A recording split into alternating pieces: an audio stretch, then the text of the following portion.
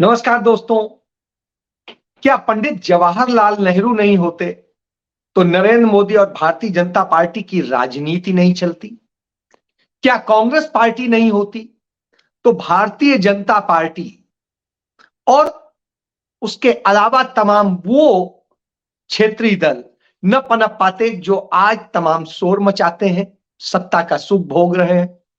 तो क्या कांग्रेस पार्टी नहीं होती तो भारतीय जनता पार्टी या तमाम क्षेत्रीय दल इस देश को बना लेते? पंडित नेहरू नहीं होते तो क्या यह देश बड़ा खुशहाल या बड़ा बदहाल होता?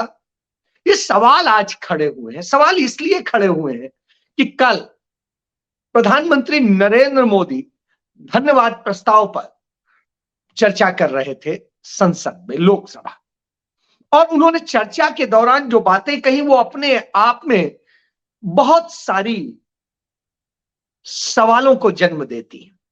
उनमें से सबसे बड़ा है, उन्होंने परिवारवाद पे पलटी मार दी, उन्होंने तमाम उन चीजों पे पलटी मार दी और झूठ बोलने में वो इतना माहिर है कि कुछ भी बोलते हैं। तो सबसे पहले मैं स्थिति क्या है, आज हिंदुस्तान की हालत यह है कि देश में सबसे ज्यादा बेरोजगार और दुनिया की सबसे ज्यादा बेरोजगारों की फौज हिंदुस्तान में है। यानी हिंदुस्तान में इतना बेरोजगार है कि दुनिया भर के बेरोजगारों से ज्यादा है। तो आप इससे समझ सकते हैं कि बेरोजगारी की दशा हिंदुस्तान के अंदर क्या है। भारत के अंदर लगातार पब्लिक सेक्टर में जो हमारे उपक्रम स्थापित हैं, यानी पीएसयूज हैं, जो भारत सरकार या राज्य सरकारों की तमाम कंपनियां हैं और तमाम संस्थाएं हैं, जो औद्योगिक संस्थाएं, वो लगातार बंद हो रही हैं। और बंद होते होते हालत यह है कि किसान और श्रमिक लगातार आत्महत्या कर रहे हैं। किसान हर 1 घंटे में एक किसान आत्महत्या कर लेता है। इसी तरीके से श्रमिकों की हालत है, वो तो और भी बुरी हालत है। और इसके अलावा युवाओं की, बेटियों की, तमाम सबकी है। और ये स्थिति तब है जब हम कहते हैं कि हिंदुस्तान में बेटी बचाओ बेटी पढ़ाओ, जय जवान जय किसान और तमाम तरह के नारे देते हैं। उस स्थिति में हमारे देश के अंदर सामाजिक असमानता किस कदर और जातिवाद किस तरह हावी है, इस बात को आप समझ सकते हैं।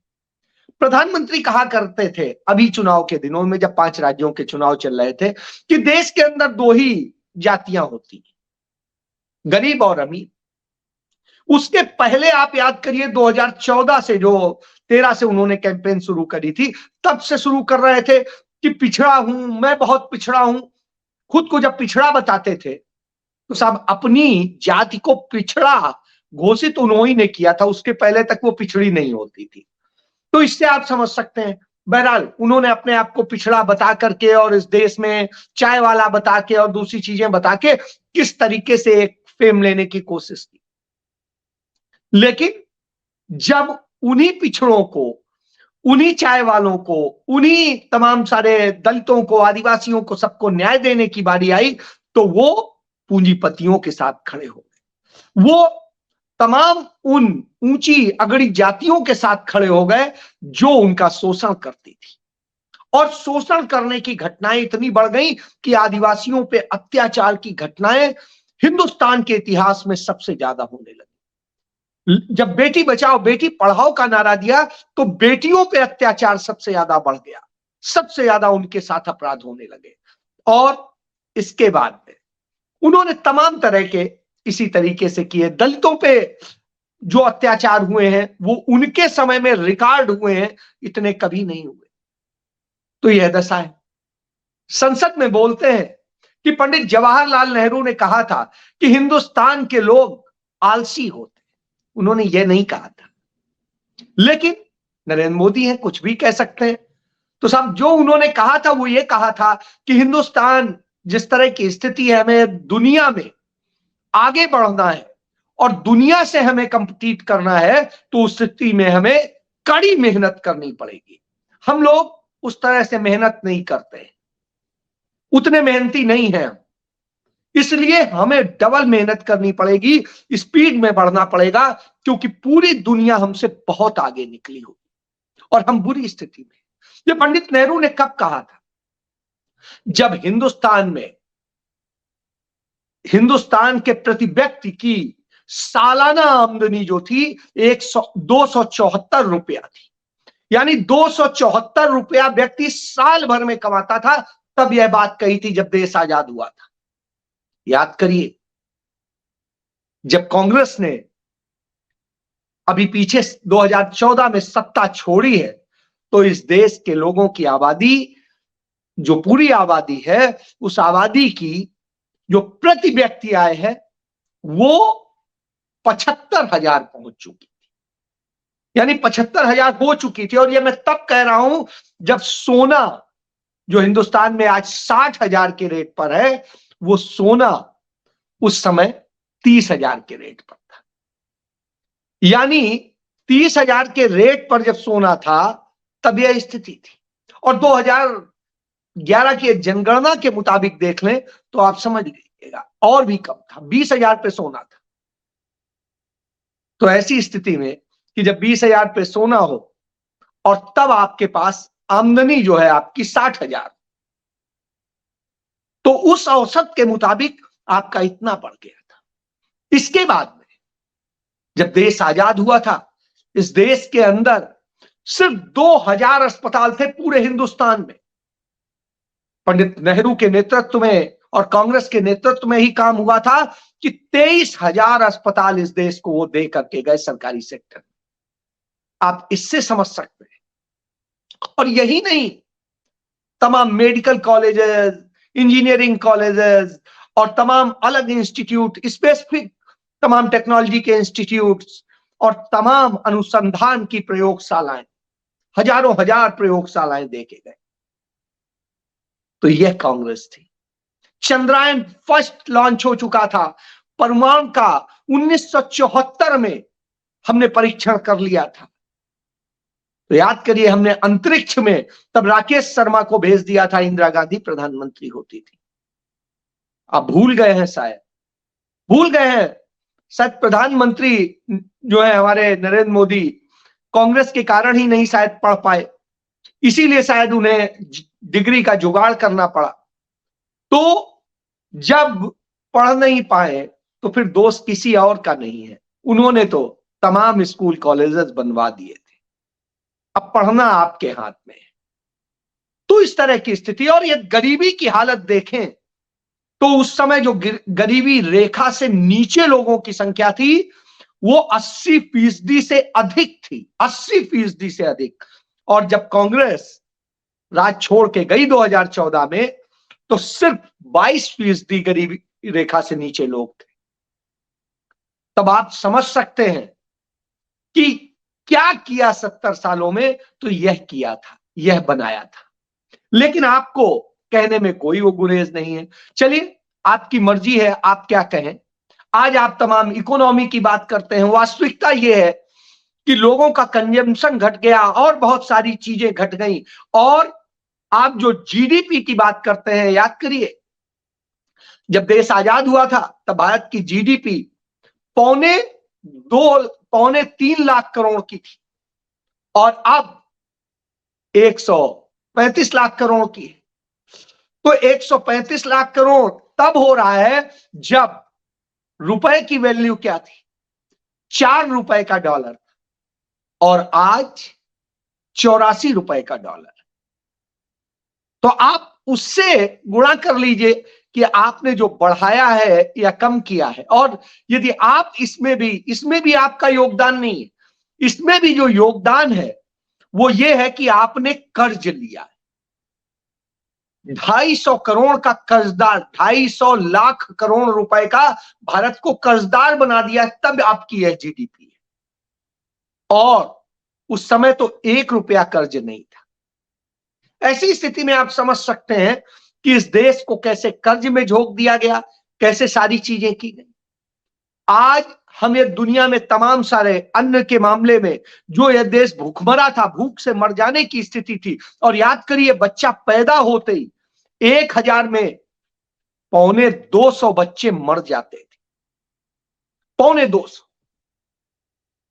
आज यदि आप, जब कांग्रेस के शासन में 2014 2011 की जनगणना हुई थी, उसके मुताबिक 2014 के हिसाब से यदि देखेंगे तो इस देश में 60 बच्चे ही सिर्फ मरते हैं।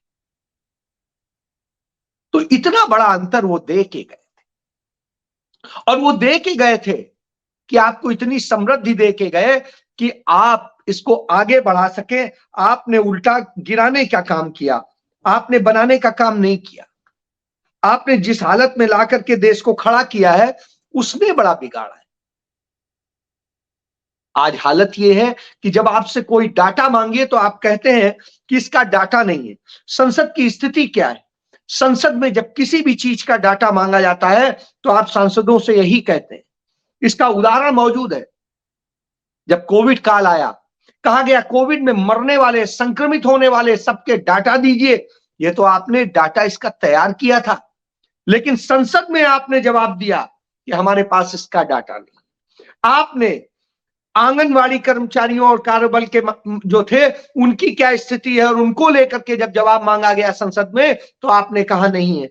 आपने लॉकडाउन के बाद में स्कूल ड्रॉप करने वाले बच्चों का जब डाटा मांगा गया तो आपने कहा नहीं है। लॉकडाउन के दौरान मरने वालों का पूरा डाटा मांगा गया, आपने कहा नहीं है।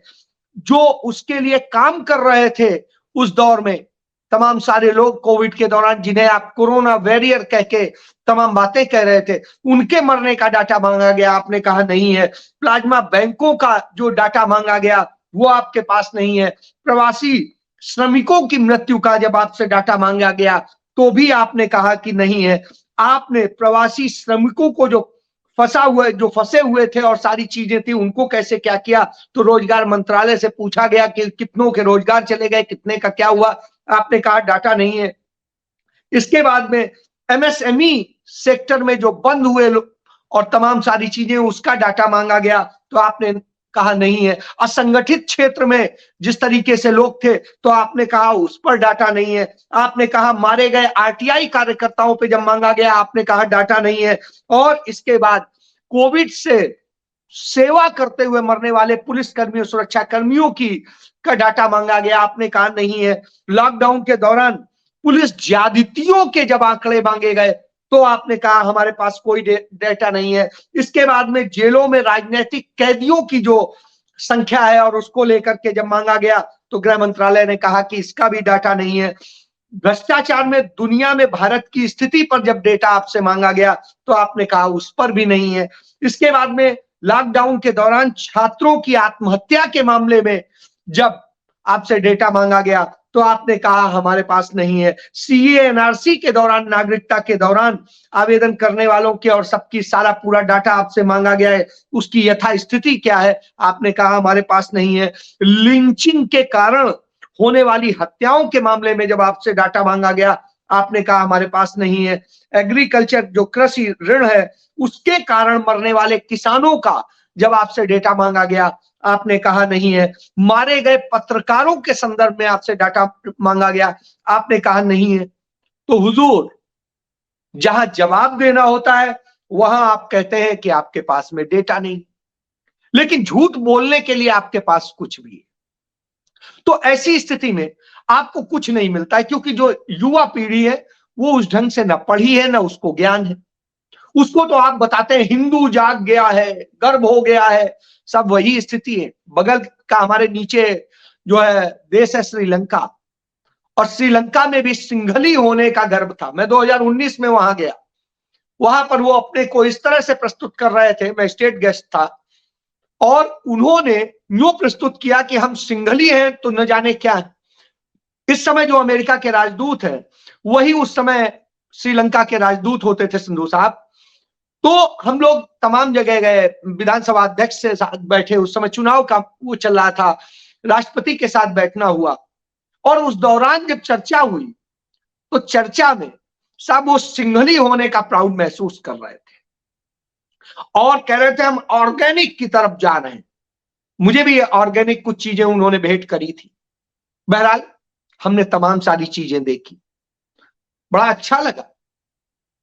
लेकिन चंद साल में वहां पर ही एक अर्थशास्त्री मिले थे, उन्होंने बताया था कि जिस दिशा में हम जा रहे हैं वो मेरी समझ से उचित नहीं है और ये भविष्य में बड़ा नुकसान करेगा। और हमने देखा पीछे कि किस तरीके से वहां आर्थिक संकट पैदा हुए, हालत ये हो गई, रोटी के लिए लोग मोहताज हो गए और न जाने क्या क्या। जो प्राउड कर रहे थे अपने को, बर्बाद हो गए। और यह एक जगह स्थिति नहीं है, जहां जहां प्राउड किया है लोगों ने, वो यही स्थिति हुई। चाहे जर्मन्स को देख लीजिए, हिटलर जब था तो वो पागल हुए हुए थे अपने आप को कि जर्मन दुनिया में सबसे श्रेष्ठ है, और क्या हुआ, बर्बाद हो गया जर्मन। उसके बाद में इसी तरीके की इटली की स्थिति थी। इटली में मुसोलिनी ने जो किया, और वहां पर भी प्राउड करते थे, और उस प्राउड के चक्कर में देश को बर्बाद कर दिया। यह स्थिति हुई थी। आज हम भी उसी बर्बादी की दिशा में जा रहे हैं।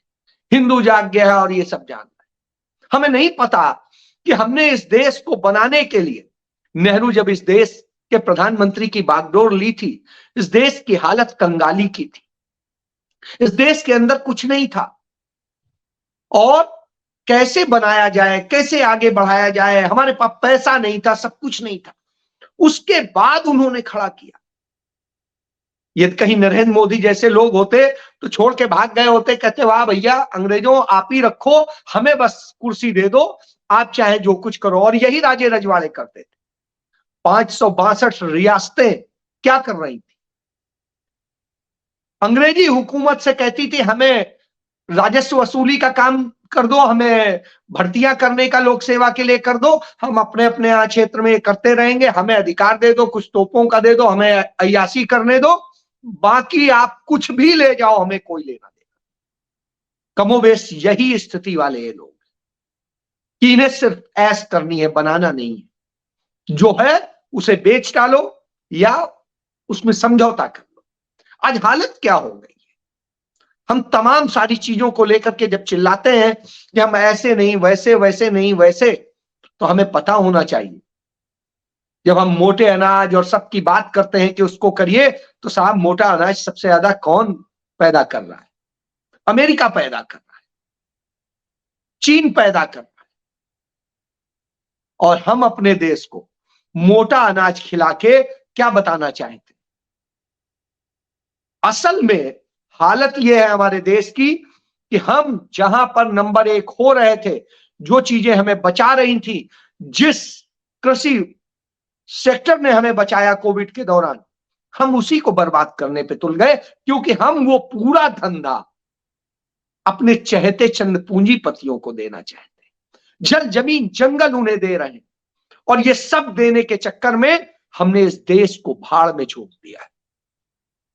और जब हमसे इस पर सवाल किए जाते हैं तो सवाल नहीं होते, हम गर्व बताते हैं।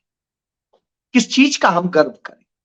कर्जदार बनते भारत का, कर्जदार के बनने के बूते हमारी बढ़ती हुई इकोनॉमी का, और हम इस बात का कि चंद पूंजीपतियों के हाथ में सारी संपत्तियां देश की चली गई हैं, आम जन की आमदनी में कमी आई है या ठहर गई है? या हम इसको देखें कि इस देश के अंदर ब्लैक मनी बढ़ गई है? हम किस चीज को देखें, किस चीज में खुश हो कि हमारे देश में बेरोजगारों की फौज बढ़ गई है, भुखमरी इतनी बढ़ गई है कि 81.5 करोड़ लोगों को 5 किलो अनाज देना पड़ रहा है मुफ्त में, और इस तरह की हालत में हमने लाके देश को खड़ा कर दिया। हम गर्व किस चीज पे करें? कि हम कारपोरेट के लिए ही सब कुछ बना रहे हैं?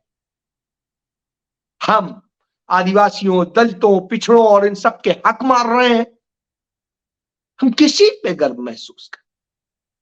निश्चित रूप से विकास धीमे धीमे होता है, उसकी एक गति होती है। पंडित नेहरू ने जिस हालत में संभाला था, उन्होंने बना के खड़ा किया, और जब कांग्रेस में आखिरी 2014 में उनकी सरकार ने छोड़ा, तब इस देश को हर तरह से समृद्धि दे के गए। आज हालत ये कि आप कहीं मंदिर बना रहे हैं, कहीं कुछ और बना रहे हैं, कहीं कुछ और बना रहे हैं, और इसके सबके दाम में वो भी आप नहीं बना रहे हैं, जनता के पैसे से बन रहा है, जो दान दे करके बनवा दी, लेकिन उसमें वसूली का काम आप करवा रहे हैं। वहां फीस आप लगा रहे हैं, हर चीज की फीस तय कर रहे हैं कि आरती का इतना, इसके इतना, इसके इतना, इसके इतना। तो ये आप काम कर रहे हैं। आपने तो हर चीज में लूट कर दी है। आपने जीएसटी के नाम पे लूटा है, फिर इसके बाद आप बखान करते हैं। यही वजह है कि जब आपके पास कुछ बोलने को नहीं रह जाता तो आप नेहरू पे चर्चा करते हैं, जो नेहरू आज है नहीं और जिनको इस देश के 90% लोगों ने पढ़ा भी नहीं, वो जानते भी नहीं है। तो ऐसी स्थिति में उन नेहरू को के बारे में कुछ भी भ्रम फैलाते रहिए। गांधी नेहरू परिवार के बारे में आप झूठ इसलिए बोलते हैं क्योंकि आप जानते हैं आपको उखाड़ के फेंकने की क्षमता सिर्फ उनमें है और वही लड़ सकते हैं, आपको टक्कर दे सकते हैं और वो दे रहे हैं। राहुल गांधी आज भी झारखंड में आपको खुली चुनौती दे रहे थे। बताइए, दीजिए, दलितों को उनका हक दीजिए, पिछड़ों को उनका हक दीजिए, आदिवासियों को उनका हक दीजिए और दीजिए सबको हक। हम चाहते हैं कि यह हक मिले, लेकिन आप नहीं करेंगे, इसीलिए आप जातिगत जनगणना नहीं कराने को तैयार। बहरहाल इस देश के लोगों को समझना होगा कि उनका वास्तविक लड़ने वाला, उनके लिए करने वाला है कौन। फैसला आपका है, क्योंकि राहुल गांधी तो लड़ रहे हैं और झूठ बोलने वाले, अब संसद में प्रधानमंत्री भी झूठ बोलने लगा है और उनके मंत्री तो बोलेंगे ही, फिर अब किससे आप उम्मीद करेंगे। डाटा वो देंगे नहीं।